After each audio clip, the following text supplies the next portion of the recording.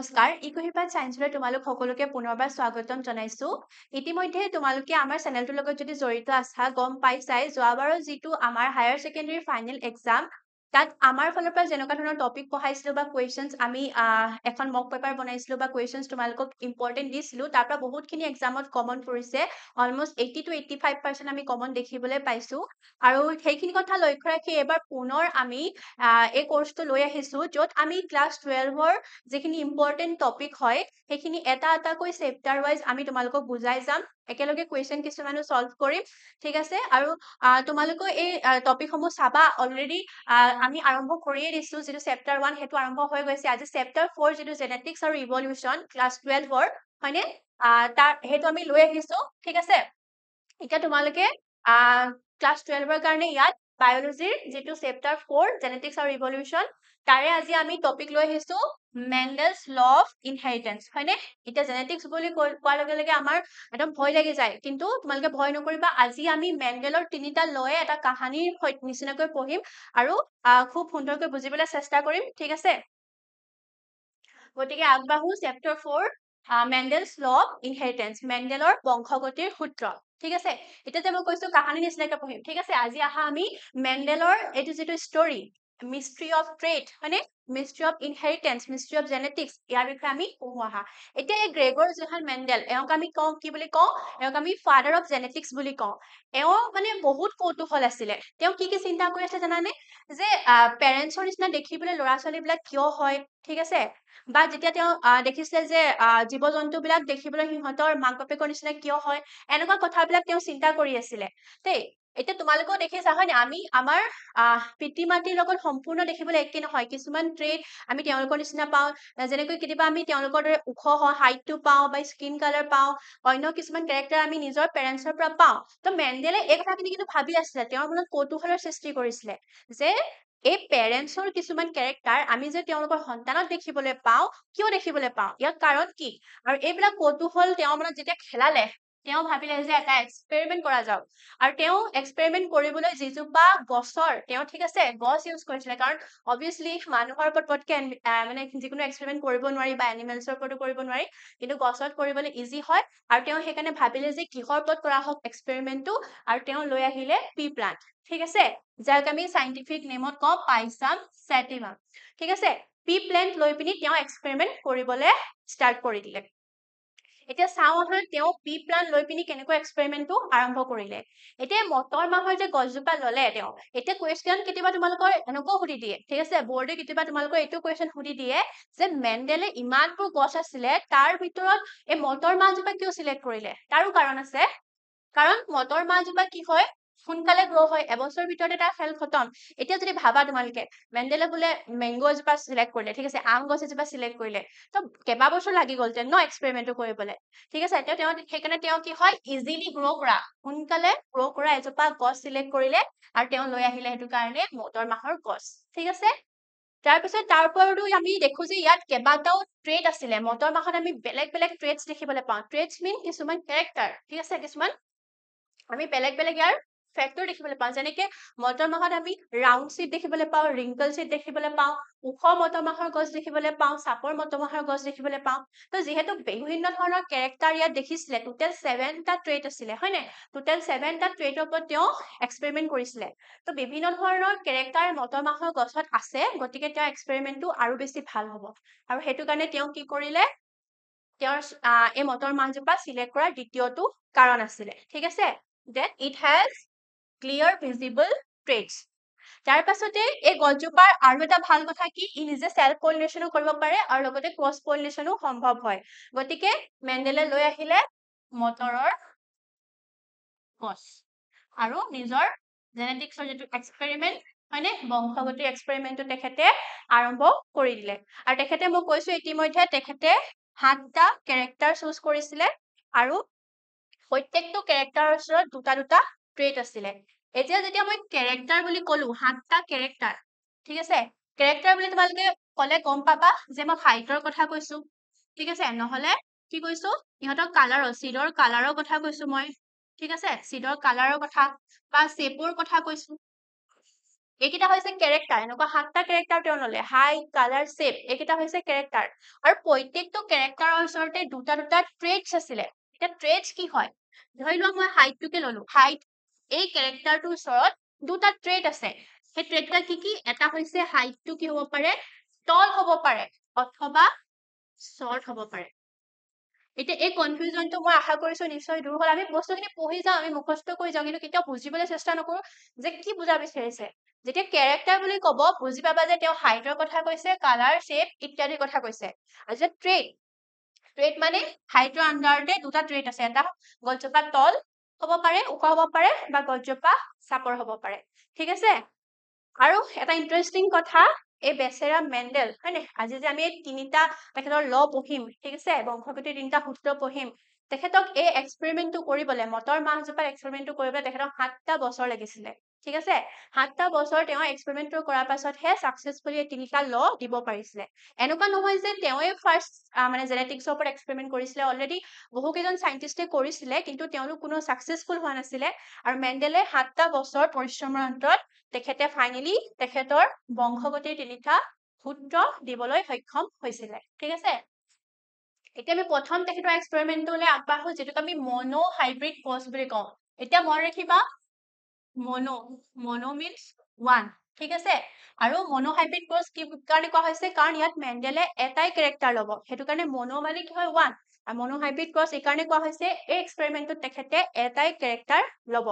তো তেখেতে প্ৰথম কি কৰিলে এজোপা পিয়ৰ টল প্লান্ট ললে এতিয়া পিয়ৰ বুলি এই ৱৰ্ডটো মন কৰিবা পিয়ৰ বুলি কোৱাৰ লগে লগে টি কেপিটেল টি মানে গছজোপাৰ দুটা ট্ৰেটে পিয়ৰ দুইটা গেমেটে কি হয় পিয়ৰ টল গেমেট ঠিক আছে আৰু তেখেতে এজোপা পিয়ৰ শৰ্ট প্লান্ট ললে স্মল টি আৰু স্মল টি তো এইটোক আমি কি বুলি কম পেৰেণ্ট বুলি কম তো দুটা পেৰেণ্ট ললে তেখেতে কেপিটেল টি আৰু স্মল টি কেপিটেল টি আমি কি বুজিম যে গছজোপা ওখ তল আৰু স্মল টি মানে শৰ্ট দুইটাৰ মাজত তেওঁ কি কৰিলে ক্ৰছ কৰিলে আৰু ক্ৰছ কৰাৰ পিছত যেতিয়া তেখেতে F1 জেনেৰেশ্যনটো লক্ষ্য কৰিলে ঠিক আছে প্ৰথম জেনেৰেশ্যনটোক তেওঁ নাম দিলে F1 তেওঁ কি দেখিলে যিটো F1 জেনেৰেশ্যন তাত তেওঁ ট্ৰেট কেইটা দেখিলে কেপিটেল টি আৰু স্মল টি আহিছে ঠিক আছে যেতিয়া তেওঁলোকে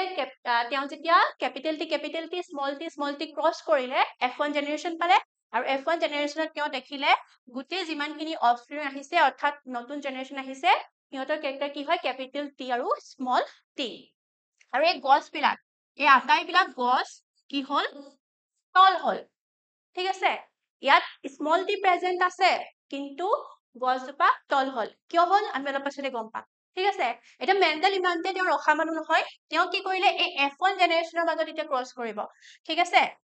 এতিয়া আমি ধুনীয়াকৈ এটা বক্সৰ সহায়ত বুজিম এই বক্সটো কি বুলি কয় জানানে পিউনিট স্কোৱাৰ বুলি কোৱা হয় পিউনিট নামৰ চাইণ্টিষ্ট এজনীয়ে টাৰ্মটো দিছিলে আৰু সেইটো কাৰণে এইটোক পিউনিট স্কোৱাৰ বুলি কোৱা হয় ঠিক আছে তাৰপিছত তেখেতে এতিয়া কি কৰিব তেখেতে F1 জেনেৰেশ্যনৰ মাজত ক্ৰছ কৰিব মানে capital T small tea cross with capital T small tea দুইটা F1 জেনেৰেশ্যনৰ লগত তেওঁ এবাৰ ক্ৰছ কৰিব এতিয়া ইয়াৰ পৰা কি গেমেট পাম ইয়াৰ পৰা পাম এটা কেপিটেল টি হয়নে এই প্ৰথমটো F1ৰ প্ৰথমটো জেনেৰেশ্যনৰ পৰা আমি কি পাম এটা কেপিটেল টি আৰু এটা স্মল টি আৰু ইয়াৰ পৰাও আমি এগেইন কি পাম কেপিটেল টি আৰু স্মল টি এতিয়া বৰ্ডখন তোমালোকে ভালকে মন কৰিবা কেনেকৈ ক্ৰছিং কৰা হৈছে ভালকৈ মন কৰিবা যেতিয়া কেপিটেল টি আৰু কেপিটেল টিৰ মাজত ক্ৰছ হ'ব তেতিয়া কি হ'ব এগেইন কেপিটেল টি ফৰ্ম হ'ব ঠিক আছে এই কেপিটেল টিৰ লগত যেতিয়া স্মল টিটো ক্ৰছ হ'ব তেতিয়া আমি কি পাম কেপিটেল টি আৰু স্মল টি ঠিক আছে সেই প্লান্টজোপাত আমি এই কেৰেক্টাৰটো দেখিম তাৰপিছতে এবাৰ আহিব স্মল টিৰ লগত যেতিয়া কেপিটেল টি ক্ৰছ হ'ব তেতিয়া আমি কি দেখিম কেপিটেল টি আৰু স্মল টি ঠিক আছে আৰু এবাৰ স্মল টিৰ লগত যেতিয়া স্মল টি ক্ৰছ কৰিলে মেণ্ডেলে তেতিয়া কি পালে তেওঁ স্মল টি তোমালোকে কি দেখিলা আমি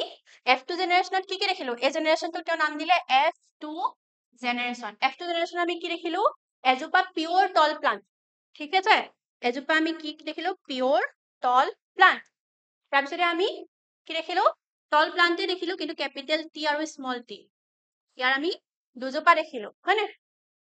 আৰু তাৰপিছতে fourth number আমি কি দেখিলো small t এজোপা pure short plant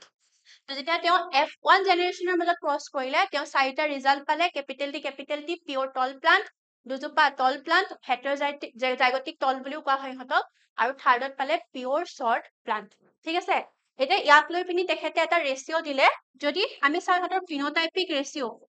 মই PR বুলি লিখি থৈছো সিম্পল কে তাৰপৰ তোমালোকে পাই যাবা ফিনোটাইপিক ৰেশিওটো যদি চাও ফিনোটাইপ মানে দেখিবলৈ ফিনোটাইপ বুলি ক'লে তোমালোকে দেখাত কেনেকুৱা হেতু চাবা যে মানুহ ওখ নে চাপৰ নে ঠিক আছে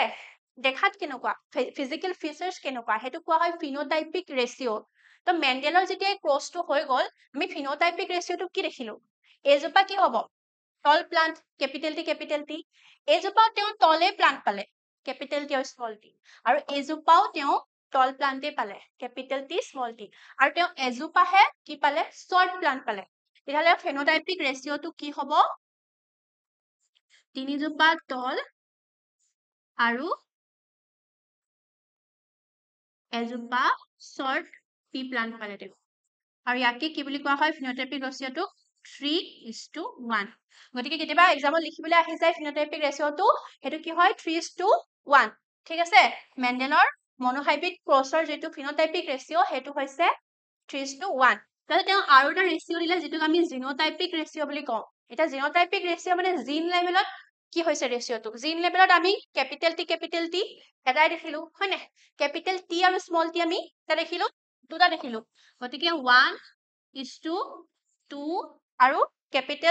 small t আমি এটাই দেখিছো 1:2:1 কেনেকে জিনোটাইপিক ৰেশিওটো পালো মন কৰিছা নে আমি capital T লগা জিনৰ মানে হেতু জেনেটিক মেকআপৰ আমি এটাই পালো হয়নে এজোপা গছ পালো হেই কাৰণে 1 আৰু দুজোপা আমি কি পালো capital T small t হেতু কাৰণে আমি 2 আৰু লাষ্টত আমি small t লগা আমি তেনেকুৱা জেনেটিক মেকআপৰ এজোপাই গছ দেখিলো তাৰ পৰা আহিলে 1 তো ফিনোটাইপিক ৰেশিও 3:1 জিনোটাইপিক ৰেশিওটো কি হ'ব 1:2:1 ঠিক আছে এতিয়া এই গুটে এক্সপেৰিমেন্টৰ পাছত তেখেতে দিলে তেখেতৰ প্ৰথমটো ল অফ ডমিনেন্স ঠিক আছে মেন্ডেলৰ ল অফ ডমিনেন্স তো এতিয়া যে মই কৈ আছিলো capital T এজোপাও আমি গম পাইছে ই কি হয় pure tall small t pure short capital T small t you tall হয় এতিয়া গুটে কেনাটো লাগি গল ইয়াতে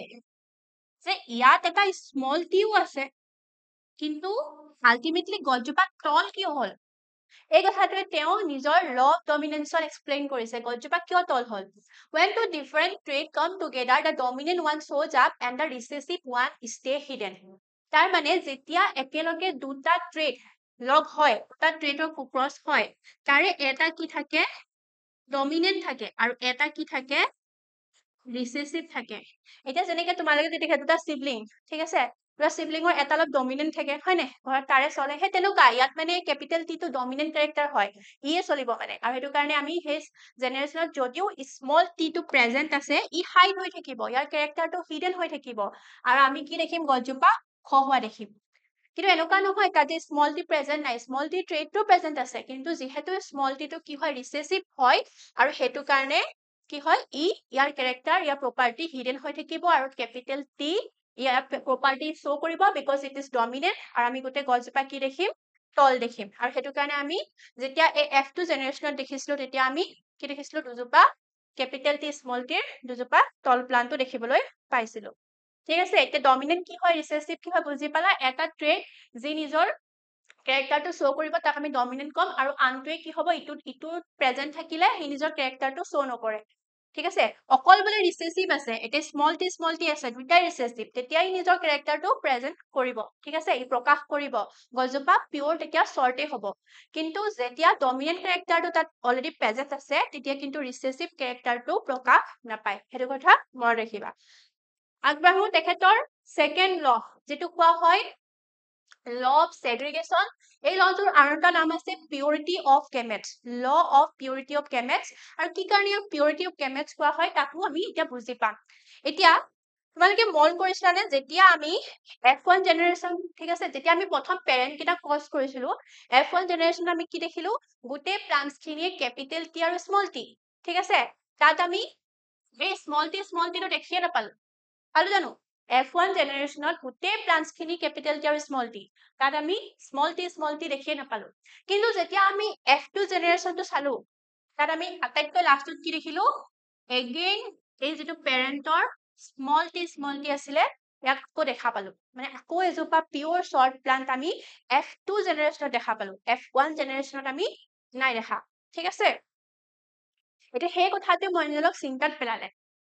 আকৌ কেনেকৈ মানে সেই ট্ৰেড বিলাক আকৌ কেনেকৈ বেক হৈছে F2 জেনেৰেশ্যন আকৌ কেনেকৈ আমি পিয়ৰ তল এজোপা দেখিবলৈ পালো আৰু এই কথাটো চিন্তা কৰিয়ে তেখেতে দিলে তেখেতৰ ল অফ ছেগ্ৰিগেশ্যন তাত তেওঁ কি কৈছে allele separate during gamete formation and only one goes into each gamete ঠিক আছে তাৰমানে যেতিয়া গেমেট ফৰ্মেশ্যন হ'ব এই ট্ৰেডটোকে লৈ লওঁ এই ট্ৰেডটো ললে ইয়াৰ পৰা কি গেমেট ফৰ্মেশ্যন হ'ব পাৰে এটা কেপিটেল টি আৰু এটা স্মল টি আৰু যেতিয়া গেমেট ফৰ্মেশ্যন হ'ব এই ট্ৰেড কেইটা সেপাৰেট হৈ গ'ল দেখিলা নাই ঠিক আছে আমি কেপিটেল টি লৈ পিনে চাব পাৰো কেপিটেল টিৰ পৰা দুটা গেমেট ফৰ্মেশ্যন হ'ব এটা গেমেট কেপিটেল টি আনটো কেপিটেল টি ঠিক আছে অৰ্থাৎ যেতিয়া গেমেট ফৰ্মেশ্যনৰ টাইম হয় তেতিয়া কি হয় এই ট্ৰেড কেইটা এটা আনটোৰ পৰা আঁতৰি যায় আৰু সেইটো কাৰণে পিছত আমি তাহাঁতক আকৌ দেখিবলৈ পাওঁ ঠিক আছে ইয়াতে ধুনীয়াকৈ লিখা আছে যে each plant has two copies of gene বা allele this copies separate during gamete formation each parent give one allele to the next generation ঠিক আছে আৰু সেইটো কাৰণে আমি এনেকৈ কেৰেক্টাৰ দেখিবলৈ পাওঁ সেইটোকে কোৱা হয় ল অফ ছেগ্ৰিগেশ্যন বা পিউৰিটি অফ গেমেটছ অৰ্থাৎ গেমেটছ কেইটা কেতিয়াও পিউৰিটি কিয় কোৱা হৈছে গেমেটছ কেইটা কেতিয়াও আমি ব্লেন্ড হোৱা দেখিবলৈ নাই পোৱা ঠিক আছে এইটো টি শৰ্টে হ'ব টি কেপিটেল টি তলে হ'ব আমি ব্লেন্ড হোৱা দেখিবলৈ পোৱা নাই ব্লেন্ড মিন্স ধৰি লোৱা আমি মিডিয়াম হাইটৰ আমি গছ দেখিবলৈ নাপাওঁ হয় আমি ওখ দেখিবলৈ পাম নহলে চাপৰ মিডিয়াম হাইটৰ দেখিবলৈ নাপাওঁ অৰ্থাৎ গেমেটছ খিনি পিয়ৰে আছে ঠিক আছে ইহঁতি ব্লেন্ড হোৱা নাই ব্লেন্ড হৈ যোৱা হলে আমি মিডিয়াম হাইটৰ গছ দেখিবলৈ পালোহেঁতেন তো সেইটো কাৰণে ইয়াক পিউৰিটি অফ গেমেটছ বুলি কোৱা হৈছে ঠিক আছে এতিয়া লাষ্ট দ্য বিগাৰ ওৱান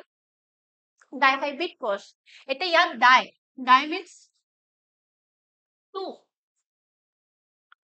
এতিয়া মেণ্ডেলে তেওঁৰ যিটো ডাইহাইব্ৰিড ক্ৰছ আছে তাত তেওঁ দুটা কেৰেক্টাৰ ললে আৰু সেইটো কাৰণে ইয়াক কি বুলি ক'ম আমি ডাইহাইব্ৰিড ক্ৰছ মনোহাইব্ৰিড ক্ৰছটোত তেখেতে এটাই কেৰেক্টাৰ লৈছিলে তো দুটা কেৰেক্টাৰ ললে প্ৰথমটো ললে তেখেতে চিডৰ শ্বেপ আৰু দ্বিতীয়টো ললে চিড কালাৰ চিডৰ শ্বেপৰ কাৰণে তেওঁ কি ললে ৰাউণ্ড চিড ললে আৰু ৰিংকল অকমান মুটুৰা পৰি থকা চিড ললে আৰু চিডৰ কালাৰৰ কাৰণে তেওঁ কি ললে য়েল্লো চিড ললে আৰু গ্ৰীণ কালাৰৰ চিড ললে তাৰপিছত তেখেতে কি কৰিলে প্ৰথম জেনেৰেশ্যনটো ক্ৰছ কৰিলে দেখিলানে য়েল্লো আৰু ৰাউণ্ড আৰু এইটো কি হ'ব ৰিংকল আৰু গ্ৰীণ তেওঁ যেতিয়া য়েল্লো ৰাউণ্ড আৰু ৰিংকল গ্ৰীণ যেতিয়া ক্ৰছ কৰিলে ফাৰ্ষ্ট জেনেৰেশ্যন অৰ্থাৎ F1 জেনেৰেশ্যনত তেখেতে কি দেখিলে তেখেতে কি পালে যে গোটেই চিডছ খিনি কি হয় য়েল্লো আৰু ৰাউণ্ড হয় তাৰ মানে যেটো য়েল্লো এটো কি হয় এটা ডমিনেন্ট ক্যাৰেক্টাৰ এই গ্ৰীণ কালাৰটোক ডমিনেন্ট কৰিছে হয় নাই সেইকাৰণে গোটেই F1 জেনেৰেশ্যনত গোটেই তেখেতে চিড খিনি কি দেখিবলৈ পালে য়েল্লো ৰঙৰ দেখিবলৈ পালে তাৰ মানে চিডৰ কালাৰৰ ক্ষেত্ৰত য়েল্লো ৰংটো হালধীয়া ৰংটো ডমিনেন্ট হয় গ্ৰীণ কালাৰটো ডমিনেন্ট কৰি ৰাখিছে আৰু সেইটো কাৰণে F1 জেনেৰেশ্যন আমি গ্ৰীণ কালাৰ চিড দেখিবলৈ নেপাওঁ তাৰপিছত তেখেতে কি দেখিলে চিডৰ শ্বেপৰ ক্ষেত্ৰত ৰাউণ্ড দেখিলে তাৰমানে যেটো কেপিটেল R ৰাউণ্ড ই ডমিনেন্ট ক্যাৰেক্টাৰ হয় ঠিক আছে এই ট্ৰেডটো ডমিনেন্ট হয় ট্ৰেডটোৱে কি কৰিছে যেটো ৰিংকল শ্বেপ তাক ডমিনেন্ট কৰি থৈছে আৰু সেইটো কাৰণে আমি F1 জেনেৰেশ্যনত আমি ৰিংকল চিড দেখিবলৈ নাপাওঁ আমি F1 জেনেৰেশ্যনত অকল কি দেখিম য়েল্লো আৰু ৰাউণ্ড চিড গোটেইখিনি একদম ভাল আৰু ঠিক আছে এতিয়া মেণ্ডেলে এগেইন কি কৰিলে F1 জেনেৰেশ্যনৰ মাজত তেওঁ ক্ৰছ কৰাই দিলে ঠিক আছে নেক্সট ষ্টেপত তেওঁ কি কৰিব এই যিখিনি F1 জেনেৰেশ্যন সেইখিনিৰ মাজত ক্ৰছ কৰিব ঠিক আছে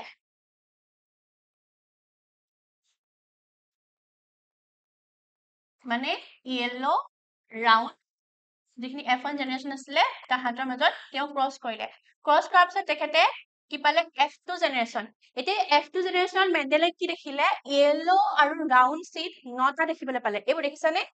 য'ত কেপিটেল Y আৰু কেপিটেল R প্ৰেজেন্ট আছে সেইবিলাক তেতিয়া সিহঁতি ডমিনেন্ট ক্যাৰেক্টাৰ হয় ন মই ইতিমধ্যে কৈছো যে কেপিটেল Y তাৰমানে য়েল্লো কালাৰটো কি হয় ডমিনেন্ট কালাৰ হয় ই স্মল y গ্ৰীণ কালাৰটো ৰিচেছিভ কৰি থব হয় নাই ইয়াক মানে প্ৰকাশ কৰিব নিদিয়ে আৰু কেপিটেল R মানে ৰাউণ্ড শেপটো য'ত থাকিব সেইকেইটাই